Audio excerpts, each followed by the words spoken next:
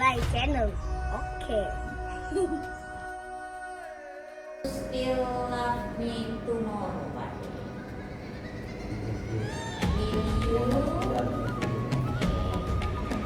Kenapa bisa Assalamualaikum warahmatullahi wabarakatuh. Salam jumpa kembali Bapak Ibu.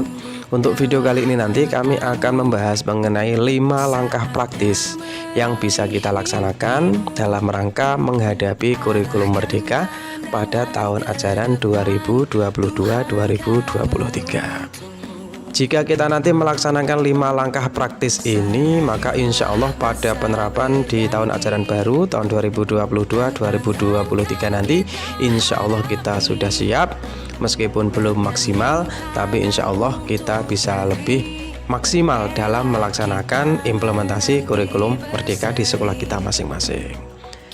Langkah yang pertama tentu saja adalah memahami regulasi penerapan kurikulum merdeka, baik itu secara umum maupun secara khusus sesuai dengan jenjang kita masing-masing.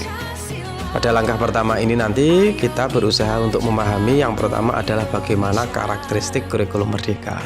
Tentu Bapak Ibu sudah memahami semuanya bagaimana karakteristik kurikulum merdeka dan juga bagaimana secara khusus di jenjang masing-masing. Kalau Ibu nanti mengajar di SD, berarti nanti lebih mendalami bagaimana penerapan kurikulum merdeka di SD. Kalau di SMP ya di SMP, demikian juga kalau di jenjang lain. Dan di channel kami ini sudah kami sediakan per jenjang. Nanti Bapak Ibu bisa melihat video kami, bisa memahami, siapa tahu bisa menjadi tambahan suplemen dalam kita memahami penerapan kurikulum merdeka. Kemudian yang kedua yang juga penting adalah kita nanti paling tidak bisa memahami alasan kenapa kurikulum merdeka ini diberlakukan. Bukan hanya sekedar kita memahami karakteristiknya, ciri-cirinya, perbedaannya, tapi juga bagaimana kita memahami alasan kenapa toh kurikulum merdeka ini diberlakukan. Sebenarnya tujuan utama dari pemerintah itu apa yang ingin diperbaiki, sehingga ketika nanti kita mengetahui alasannya, maka nanti kita bisa lebih menjiwai dalam pelaksanaan kurikulum merdeka di lapangan, yaitu di kelas kita masing-masing. Kemudian yang ketiga tentu saja kita harus memahami bagaimana perbandingan serta perbedaan kurikulum merdeka dengan kurikulum 2013. Insya Allah juga ini sudah kami sediakan di perjenjang masing-masing, sudah kami sediakan perbandingan serta perbedaan antara kurikulum merdeka dengan kurikulum 2013. Kemudian yang keempat nanti kita juga harus memahami bagaimana pembelajaran paradigma baru, apa yang berubah sesuai dengan perkembangan zaman. Kemudian yang kelima tentu saja kita nanti harus memahami bagaimana struktur kurikulum, khususnya bagaimana mapel kita, mata pelajaran kita. Kalau kita guru matematika, bagaimana struktur kurikulum matematika pada kurikulum merdeka nanti, apa yang berubah, kemudian bagaimana pembagiannya. Kemudian yang keenam nanti tentu saja kita juga harus memahami tentang pembelajaran berbasis proyek, bagaimana langkah-langkahnya, bagaimana pembagiannya, bagaimana cara melaksanakannya. Dan yang terakhir nanti kita juga memahami profil pelajar Pancasila, tentang bagaimana dimensinya, bagaimana elemennya, sub-elemennya, dan tema-temanya. Dan semua ini sudah kami sediakan di channel kami. Nanti Bapak Ibu bisa melihat kembali supaya lebih memahami lebih mendalam. Setelah kita tadi memahami tentang ranah teoritis tentang kurikulum merdeka, maka langkah kedua ini kita masuk ke langkah praktis, yaitu yang pertama adalah menyiapkan dokumen capaian pembelajaran, buku guru, serta buku siswa sesuai fase dan mapel masing-masing. Kalau kita mengajar matematika di SMP, berarti nanti kita harus punya dokumen tentang capaian pembelajaran matematika di SMP, buku gurunya dan buku siswanya. Kemudian capaian pembelajaran, buku guru dan buku siswa nanti mau kita apakan? Tentu setelah kita nanti mendownload, kita nanti bisa membaca-baca dulu. Kita nanti bandingkan antara konten-konten materi yang ada di buku dengan yang ada di capaian pembelajaran, bab-babnya apa saja, subbabnya apa saja bisa kita tulis di buku sebagai catatan kecil.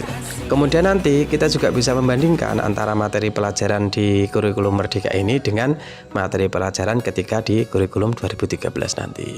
Kita nanti bisa membuat catatan kecil di buku kita masing-masing tentang bab-babnya apa saja, materinya apa saja, yang berubah apa saja, sehingga akan menjadi gambaran awal bagi kita tentang apa saja toh nanti materi yang akan kita sampaikan ke peserta didik.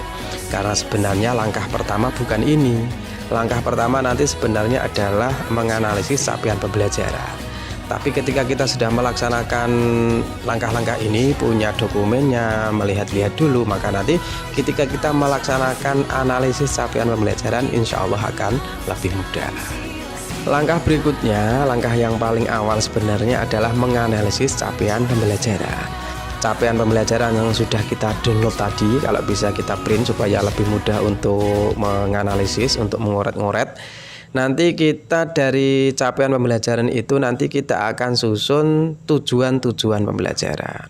Mohon maaf, video ini hanya sebagai awalan saja. Nanti untuk lebih teknisnya akan kami bahas di video-video berikutnya.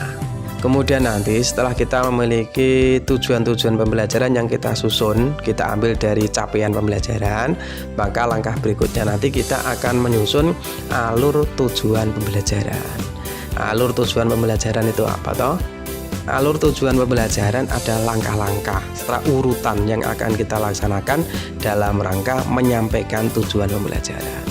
Misalkan kita memiliki tujuan pembelajaran 5, 1, 2, 3, 4, 5. Nanti dalam alur tujuan pembelajaran kita nanti mau menentukan yang pertama kita sampaikan itu yang tujuan nomor berapa dulu. Urutan-urutan dari tujuan pembelajaran yang kita susun itu namanya alur tujuan pembelajaran. Lah dari alur tujuan pembelajaran tersebut kita nanti akan menyusun bab-bab atau materi-materi yang akan kita sampaikan. Nah, ketika kita sudah melaksanakan tadi, melihat buku siswa, buku guru tentang bab-babnya yang sudah ada, maka kita tinggal mencocokkan apakah sudah sama dengan yang ada di buku tadi apa belum. Itulah tadi enaknya kalau kita melaksanakan langkah awal tadi, yaitu melihat buku guru dan buku siswa yang sudah ada.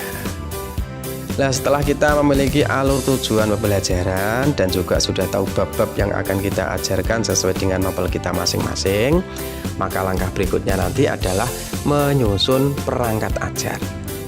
Memang pemerintah sudah menyiapkan perangkat ajar. Sekarang juga masih proses, para kontributor masih sedang melaksanakan pelatihan mandiri tentang bagaimana menyusun perangkat ajar.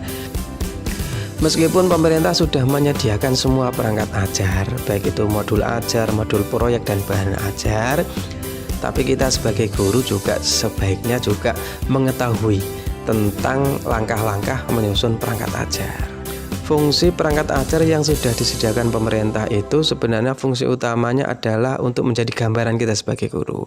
Perangkat ajar itu seperti ini, langkah-langkahnya seperti ini.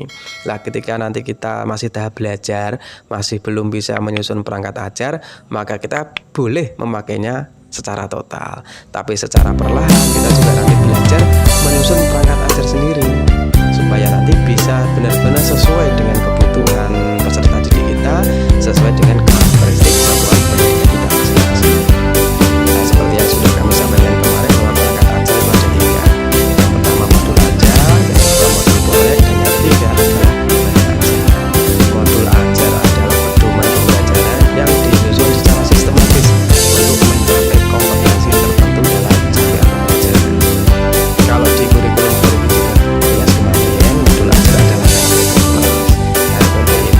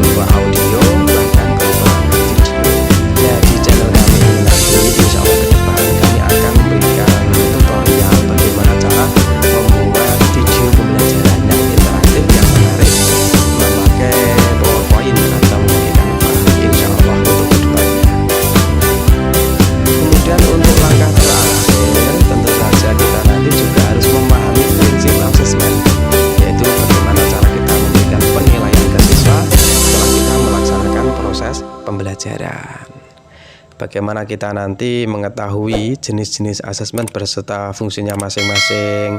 Ada penilaian formatif, sumatif, ada asesmen diagnostik, ada penilaian proyek, ada rapat proyek. Dan nanti kita akan memahami semuanya, insya Allah secara bertahap, secara sedikit demi sedikit nanti juga akan kami sampaikan melalui channel kami ini nanti. Kemudian yang kedua, bagaimana prinsip asesmen pada pembelajaran kurikulum merdeka. Dan yang terakhir, bagaimana prosedur serta langkah-langkah melakukan asesmen. Cukup sekian Bapak Ibu, sekali lagi kami mohon maaf, video ini hanya sebagai gambaran awal apa saja yang harus kita laksanakan dalam rangka menghadapi implementasi kurikulum merdeka nanti. Untuk ranah lebih jelasnya, ranah teknisnya akan kami bahas di video-video berikutnya.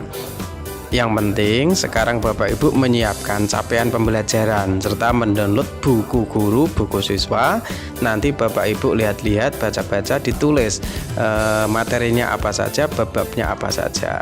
Maka untuk video berikutnya nanti kita akan lebih ke ranah teknis, yaitu bagaimana kita menganalisis capaian pembelajaran. Nanti bisa kita bandingkan dengan apa yang sudah Bapak Ibu ringkas di dalam catatan kecil mengenai capaian pembelajaran serta materi-materi yang ada di buku guru dan buku siswa.